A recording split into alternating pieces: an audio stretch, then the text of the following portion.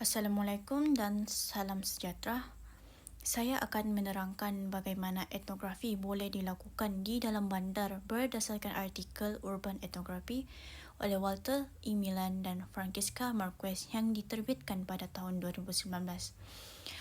Menurut artikel ini, etnografi merupakan kaedah penyelidikan kualitatif yang menggunakan pemerhatian lapangan dan penglibatan secara langsung dengan masyarakat untuk memahami kehidupan sosial mereka. Dalam konteks bandar ni, etnografi digunakan untuk mengkaji cara hidup masyarakat bandar, budaya, hubungan sosial serta bagaimana mereka menggunakan ruang di bandar. Penulis menjelaskan bahawa bandar bukan hanya tempat fizikal yang mempunyai bangunan dan jalan raya, tetapi juga ruang sosial yang dipenuhi pelbagai budaya, identiti dan aktiviti manusia.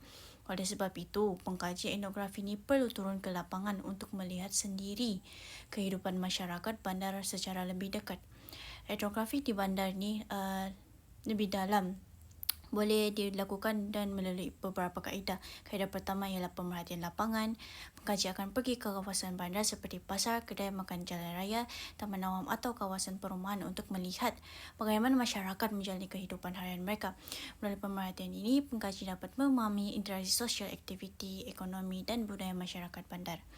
Sebagai contoh, di kawasan pasar awam atau pasar malam, pengkaji boleh melihat bagaimana peniaga dan pelanggan berinteraksi, cara masyarakat berkomunikasi dan bagaimana ruang bandar digunakan untuk aktiviti ekonomi. Dari situ, pengkaji dapat memahami kehidupan sebenar masyarakat bandar dengan lebih mendalam. Kaedah kedua pula ialah temu bual. Dalam etnografi bandar, pengkaji akan bercakap secara langsung dengan penduduk bandar untuk mengetahui pengalaman dan pandangan mereka tentang kehidupan di bandar. Melalui temu bual, pengkaji dapat memahami masalah cabaran dan pengalaman masyarakat dari perspektif mereka sendiri. Selain itu, pengkaji juga perlu melibatkan diri dalam aktiviti harian masyarakat. Artikel ini menjelaskan bahawa etnografi memerlukan penglibatan yang tinggi daripada pengkaji kerana mereka bukan sekadar memerhati tetapi juga mendengar, memahami dan mengalami sendiri kehidupan masyarakat bandar. Dengan cara ini, pengkaji dapat memperoleh data yang lebih mendalam dan lebih tepat. Seterusnya, etnografi bandar ini turut menggunakan dokumentasi seperti gambar, nota lapangan dan rakaman video untuk merekod keadaan sosial di bandar. Dokumentasi ini penting kerana ia membantu pengkaji mengumpulkan bukti tentang kehidupan masyarakat bandar dan perubahan yang berlaku dalam sesuatu kawasan.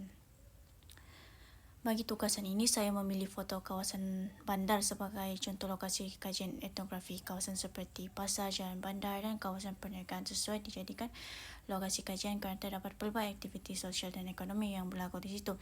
Pengkaji boleh melihat interaksi masyarakat, cara mereka bekerja, berniaga dan menggunakan ruang bandar dalam kehidupan seharian mereka.